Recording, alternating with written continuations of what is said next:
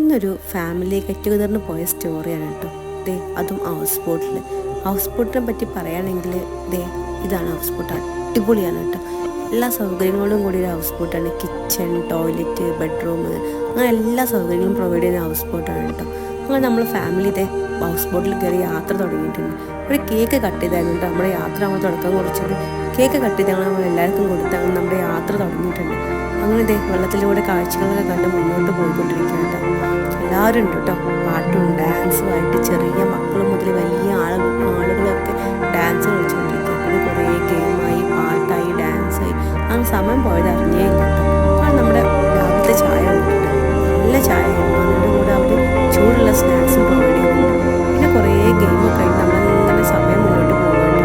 കുട്ടികളെ കസരക്കളി, ബോയ്സിൻ്റെ, പിന്നെ വലിയ ആളുകളുടെ, അങ്ങനെ നല്ല രസമായിരുന്നു കേട്ടോ.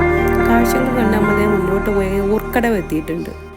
നമ്മൾ കുളത്തറയിൽ നിന്ന് കയറി ഊർക്കടവിലായിരുന്നു നമ്മൾ ഉച്ചയ്ക്ക് എത്തുക. ആ ഊർക്കടവിൽ നിന്നും തിരിച്ച് നമ്മൾ കുളത്തറയിലേക്ക് എത്തും. കുളത്തറയിൽ നമ്മൾ ഈ ബോട്ടിലേക്ക് കയറിയ സ്ഥലത്ത് ഒരു തുരുത്തുണ്ട്. ആ തുരുത്തിലാണ് നമ്മൾ ഉച്ചക്കത്തെ ഫുഡ് അവർ നമുക്ക് പ്രൊവൈഡ് ചെയ്യുന്നത്. അടിപൊളി ബിരിയാണി ആയിരുന്നു.